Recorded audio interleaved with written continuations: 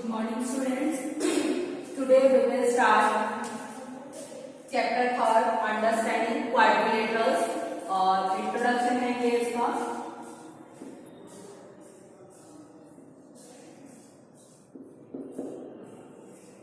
First आता है हमारा प्लेन सरफेस। प्लेन सरफेस क्या होता है? जैसे हम लोग ड्राइंग करते हैं तो ड्राइंग करने के लिए हमें क्या दी जाती है? एक शीट दी जाती है, ठीक है। या हमें कहीं बोर्ड पर कहीं कुछ ड्रॉ करना है तो जितना भी पार्ट हमें किसी चीज के लिए ड्रॉ करने के लिए दिया जाता है वो हमारा क्या कहलाता है? Plane surface. जिस जगह पर हमें कोई काम करना है वो प्लेन सरफेस है। तो प्लेन सरफेस जैसे कि ये बोर्ड ही था, मुझे इस पर लिखना था, मेरे लिए ये सब क्या है? प्लेन सरफेस है, ठीक है। ये बोर्ड जो जितना भी मेरे को ये दिया हुआ है सारा, इस पर मैं लिख रही हूँ, मुझे कुछ भी करना है, लिखना है, ड्रॉ करना है, तो ये मेरे लिए क्या है? प्लेन सरफेस है। तो इसके लिए जस्ट फिगर की बात आएगी तो इस तरह से आप कुछ भी ड्रॉ कर सकते हो, ये आपका क्या कहलाएगा? Plane surface. उसके बाद आती है बात प्लेन कर्व की। प्लेन कर्व क्या होता है? प्लेन कर्व होता है कि कोई भी चीज राउंड शेप में या स्नेक शेप में इस तरह से इसको ड्रॉ किया जाता है, वो हमारा क्या कहलाता है? कर्व। मीन्स वो कोई स्ट्रेट लाइन नहीं होगी, कहने का मतलब, ठीक है। तो वो हमारा प्लेन कर्व कहलाता है। उसको कैसे ड्रॉ किया जाता है कि जब भी हम उसको ड्रॉ करें तो बिना पेन को उठाए, बार बार पेन को नहीं उठाना पड़े, या पेंसिल है उसको जब हम ड्रॉ करते हैं तो वो हमारा क्या कहलाता है? प्लेन कर्व कहलाता है। तो इस तरह से जैसे मैंने कुछ ड्रॉ किया, ये मेरा क्या है? Plane curve. मैंने पेन या पेंसिल को बार बार नहीं उठाया और ये प्लेन कर्व है। मीन्स इसमें कुछ भी ऐसा नहीं है कि कई फिगर्स होते हैं, जैसे इस तरह से मैं कुछ बना दी, फ्लावर बनाया, मैंने पहले इसको बनाया, ये तो कंप्लीट हो गया, उसके बाद मैंने फिर अपने पेन को उठाया, इस तरह से कर दिया, ठीक है, या इस तरह से लिया, इस तरह से कर दिया, ठीक है। मीन्स ये तो उसमें आएगा ही नहीं कर्व में, ये कर्व में नहीं है, ठीक है, ये हमारा कर्व में आता है, तो ये प्लेन कर्व में नहीं होगा, ये हमारा किस में आ जाएगा? प्लेन कर्व में। या इस तरह से मैं कुछ ड्रॉ कर दूं, ठीक है, तो इसमें भी क्या है? मैंने पेन को बार बार उठाया नहीं है, तो ये भी मेरा प्लेन कर्व में काउंट होगा। उसके बाद आता है सिंपल कर्व। सिंपल कर्व में भी यही चीज है कि कोई सिंपल सा फिगर बनाना जिसमें कि हमें उसे इजीली उसको ड्रॉ कर पाए, कुछ मतलब उसमें डिफरेंस ना हो और पेन को बार बार हमें उठाना ना पड़े, तो वो भी इसी तरह का फिगर हो जाएगा हमारा सिंपल कर्व में। जैसे ये सर्कल ड्रॉ है, ठीक है, और भी कोई इस तरह से सर्कल शेप में कोई फिगर हम ड्रॉ कर सकते हैं, जैसे कि ये ड्रॉ किया, या और भी कोई इस तरह के फिगर्स हो सकते हैं।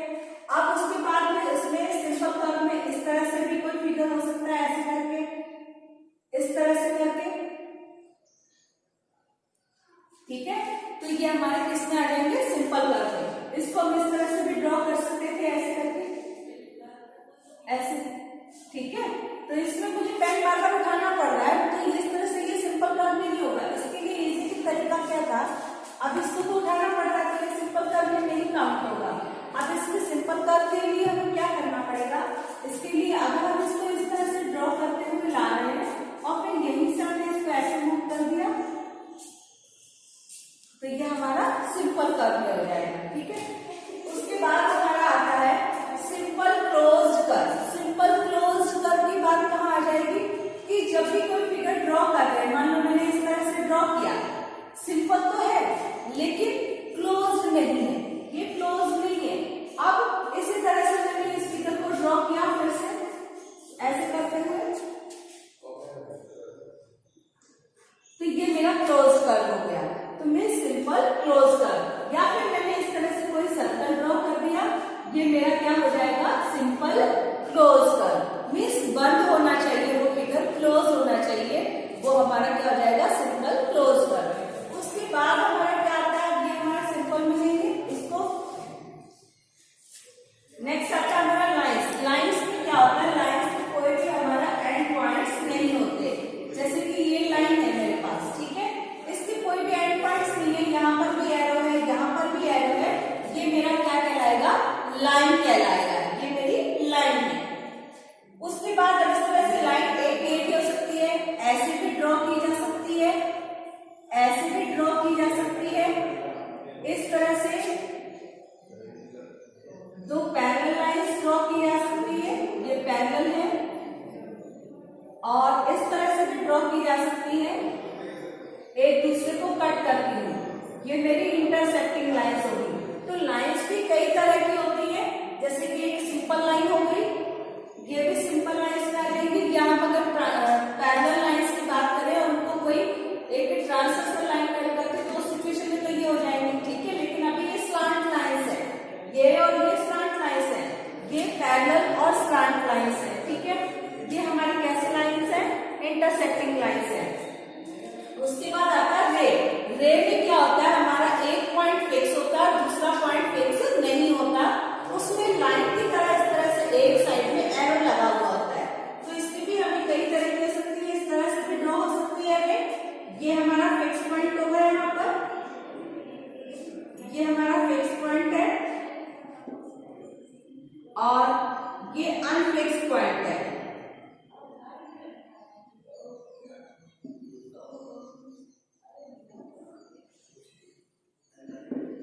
और इधर जो है हमारा, इसी तरह से इधर को हम एरो ड्रॉ कर सकते हैं, ये हमारा क्या हो जाएगा?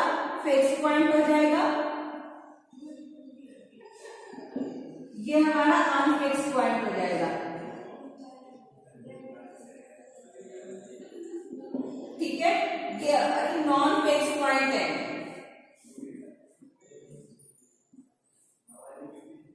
लाइन में,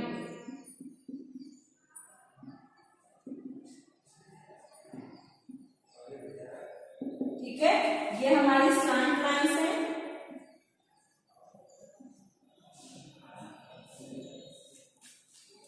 ये हमारी दोनों ही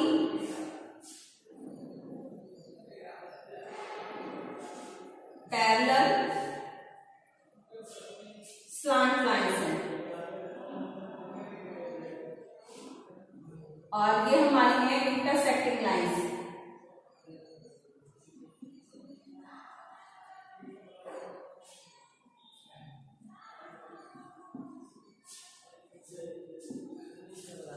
ठीक है, ये हमारे सिंपल में ये तो हमारे फिगर बने हुए, ठीक है। अब उसकी बात आ जाता है, ये हमारा प्लेन कर्व में नहीं आएगा, इसको मैं यहाँ से रिमूव कर रही हूँ, ये प्लेन कर्व में नहीं है। उसके बाद हमारा आता है पॉइंट। पॉइंट क्या होता है? जस्ट मैंने इस तरह से कर दिया, ये सब क्या है? पॉइंट है, ठीक है। उसके बाद आता है लाइन सेगमेंट। लाइन सेगमेंट में क्या होता है, हमारे दोनों ही पॉइंट क्या होते हैं? फिक्स होते हैं, फिक्स होते हैं, और इनके बीच में एक हमारा फिक्स डिस्टेंस भी होता है। जैसे हमें कुछ ड्रॉ करने के लिए जब कहता है कि 5 सेंटीमीटर लाइन ड्रॉ करो, लाइन सेगमेंट ड्रॉ करो, 3 सेंटीमीटर करो, तो हम उतना ही स्केल से मेजर करके उतनी बड़ी जो है लाइन सेगमेंट ड्रॉ करते हैं। तो ये दोनों ही पॉइंट हमारे फिक्स होते हैं, फिक्स पॉइंट, और इनके बीच में एक फिक्स डिस्टेंस भी होता है, ठीक है। उसके बाद नेक्स्ट आता है पॉलीगन्स। पॉलीगन्स क्या होते हैं? Polygons made up of line segments is called polygons. Polygons की जो मेन फीचर है वो क्या है कि कोई भी फिगर है वो हमारा किससे ड्रॉ होना चाहिए? लाइन सेगमेंट से होना चाहिए, यानी कि उसमें जितनी भी लाइंस है वो सभी लाइन सेगमेंट्स होनी चाहिए। इस तरह से सर्कुलर पार्ट कोई भी नहीं होना चाहिए, जो सर्कल में आता है उसको हम कर्व पार्ट बोलते हैं। लेकिन पॉलीगन के लिए हमें स्पेशली एक चीज है कि उसमें सभी लाइन सेगमेंट्स होने चाहिए। जैसे कि एक ये फिगर हो गया, ये पॉलीगन है, फिर मैंने ये ट्राइंगल ड्रॉ किया है, ये 4 लाइंस का ड्रॉ कर दिया, ये भी पॉलीगन है। इस तरह से मैंने इसको ड्रॉ किया, ये भी पॉलीगन में आएगा, क्योंकि इसमें भी सभी क्या है? लाइन सेगमेंट्स है। उसके बाद आता है पॉलीगन्स ऑफ मैनी टाइप्स। अब पॉलीगन्स तो है, लेकिन उसके टाइप्स क्या क्या है? पॉलीगन्स भी कई टाइप्स के होते हैं, 3 साइड्स के, 4 साइड्स के, और भी बहुत साइड्स के, यानी कि मैनी साइड्स के होते हैं। अगर हमें पेंटागन, हेक्सागन, सेप्टागन ड्रॉ करने पड़े तो उसमें तो हमारी मोर देन 3 साइड्स होती है, ठीक है। मिनिमम साइड्स जो है हमारी वो ट्रायंगल के अंदर ही होती है, ठीक है। तो इसमें भी कई टाइप्स हैं, जैसे कि ट्रायंगल है, इस तरह से हमने कोई स्क्वायर ड्रॉ कर लिया,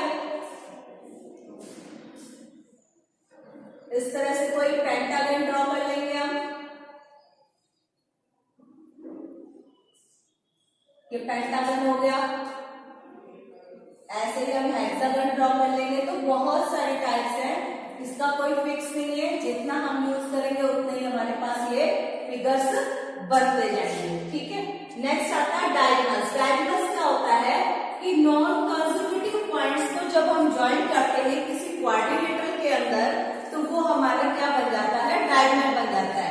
जैसे कि मैंने यहाँ पर कोई रेक्टेंगल ड्रॉ किया, ये मेरे पास कोई रेक्टेंगल है, ठीक है, इसके मैंने पॉइंट्स के नेम भी लिख रही हूँ, ABCD, 4 पॉइंट्स है इसके अंदर।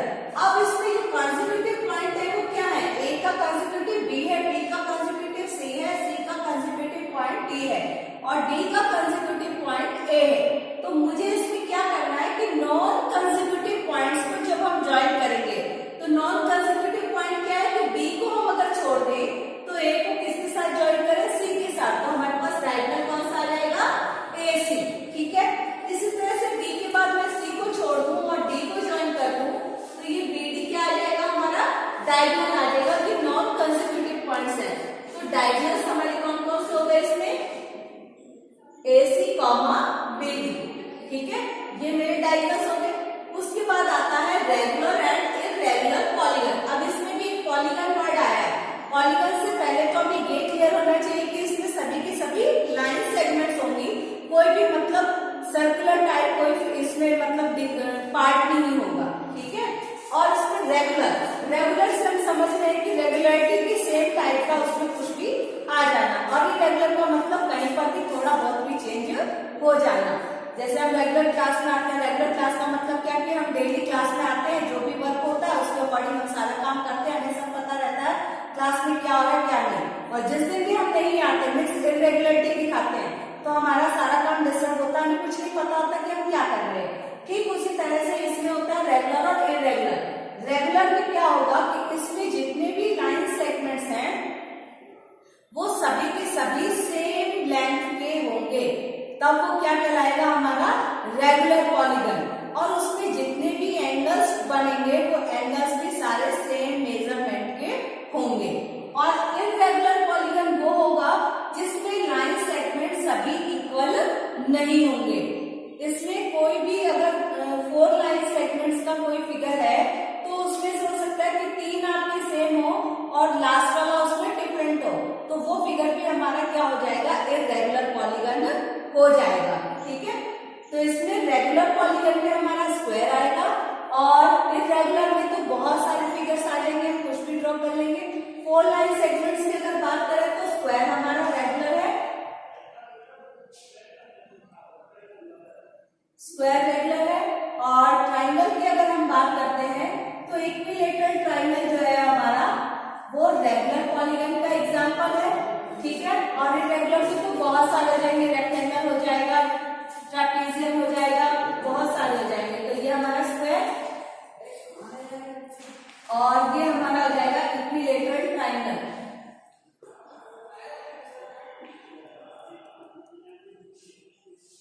ये रेगुलर पॉलीगन है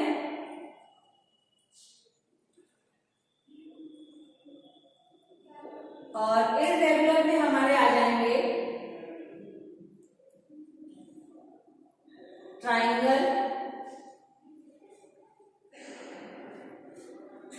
ट्रेपीजियम,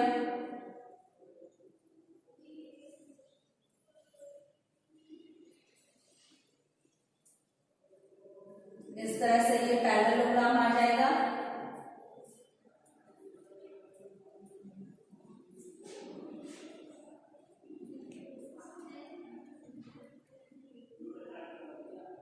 इस तरह से। ठीक है, तो और भी कई फिगर हो सकते हैं, इतने ही जरूरी और भी हो सकते हैं। और काइट हम सभी ने देखी, हम लोग उड़ाते भी हैं। उसमें क्या होता है, ऊपर की ये दोनों साइड, ये वाली जो साइड है और ये वाली साइड है, यानी कि इसको अगर मैं नेम दे दूं A, B और ये C, नेम दे दिए मैंने, तो AB और AC इक्वल होंगी, यानी कि AB is equal to AC होगा। ठीक है, लेकिन जो नीचे की साइड्स आएंगी, जैसे इसको मैंने पॉइंट का नेम दे दिया D, तो BD और DC इक्वल होंगी। ठीक है, और क्या होगा इसमें, इसकी जो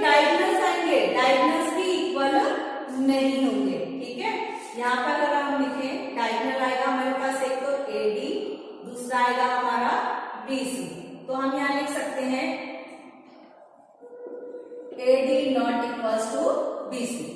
ठीक है, इसमें मतलब जो कंसेक्यूटिव लाइंस है वो तो इक्वल होती हैं, लेकिन हम इसमें कहें कि अपोजिट साइड्स इक्वल हैं या ऑल साइड्स आर इक्वल हैं, ऐसा कुछ भी काइट में नहीं होता है।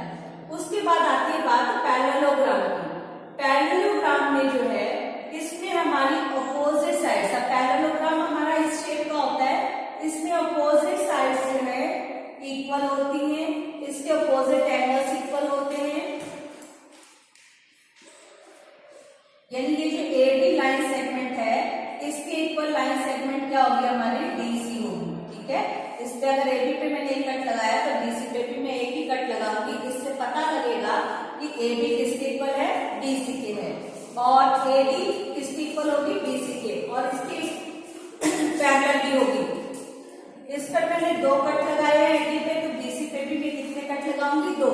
इससे पता लगता है, अगर मैं नहीं भी कुछ बता रही हूँ तो देखने से हमें पता लग जाएगा कि BC किसके इक्वल गिवन है, AD के है, और AD किसके इक्वल गिवन दे रखी है, DC की दे रखी है, और इसमें अपोजिट एंगल्स भी हमारे इक्वल होंगे, यानी कि एंगल A के अपोजिट एंगल है C। अब एंगल्स में भी इसी तरह से होता है, अगर मैंने A पे यहाँ एक बार इस तरह से किया है तो A जो है C के इक्वल है। ठीक है, उसके बाद इसी तरह से मैं B पे भी एंगल का साइन बनाती हूँ, और एक बार मैं इस पे 2 बार कर देती हूँ, तो मुझे D पर भी कितनी बार करना पड़ेगा, 2 बार। और इससे बिना बताए ही आपको समझ में आएगा कि एंगल B D के इक्वल है, A C के इक्वल है, और A का अपोजिट एंगल C है, B का अपोजिट D है, D का अपोजिट B है, और C का अपोजिट A एंगल है। ये चीजें इसमें दी होती हैं, और डायगोनल्स इसके इक्वल नहीं होते हैं। ठीक है, यानी कि जो है AC not equals to BD।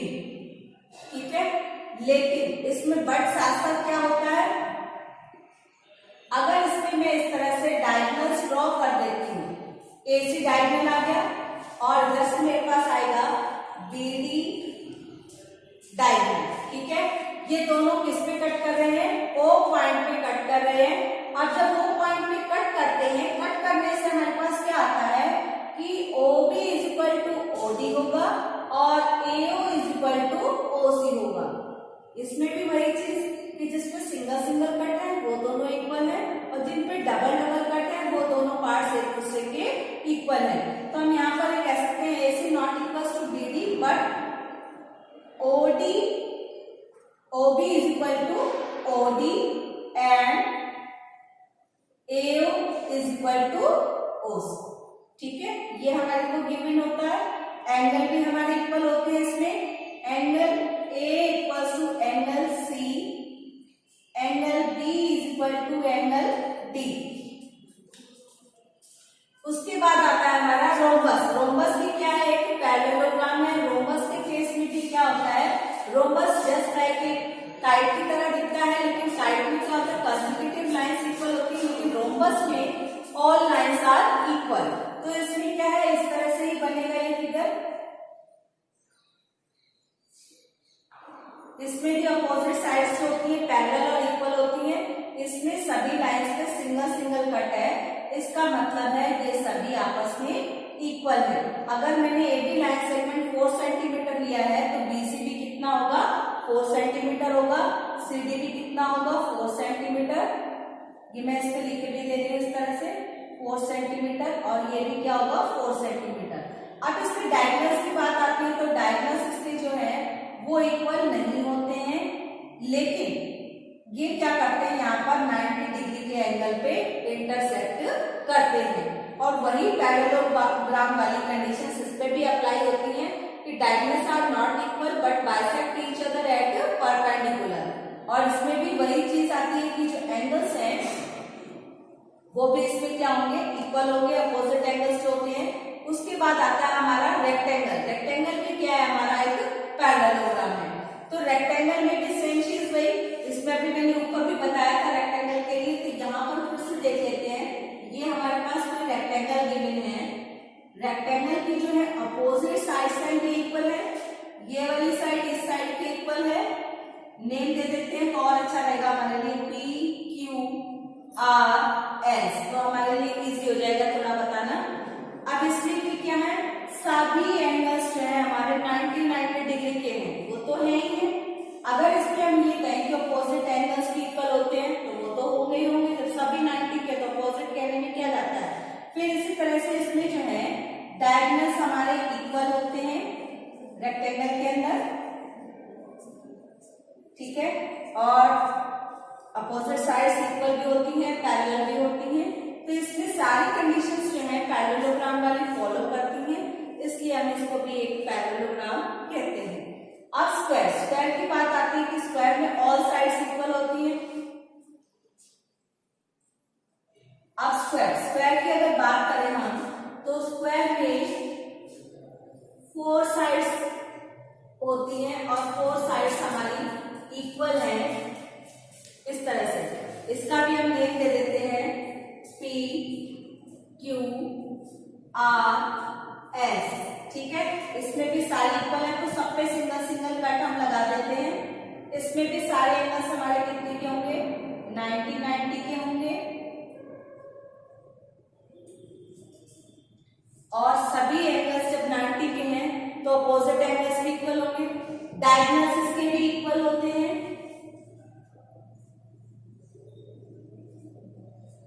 Equal होने के साथ साथ यहाँ पर ये एंगल जो है 90 डिग्री के एंगल भी बनाते हैं, जैसा कि हमारा रोमस में था।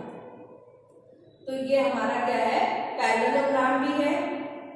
और अगर हमसे ये कहा जाए कि क्या ये रोमस को भी फॉलो करता है तो करता है, ठीक है ना।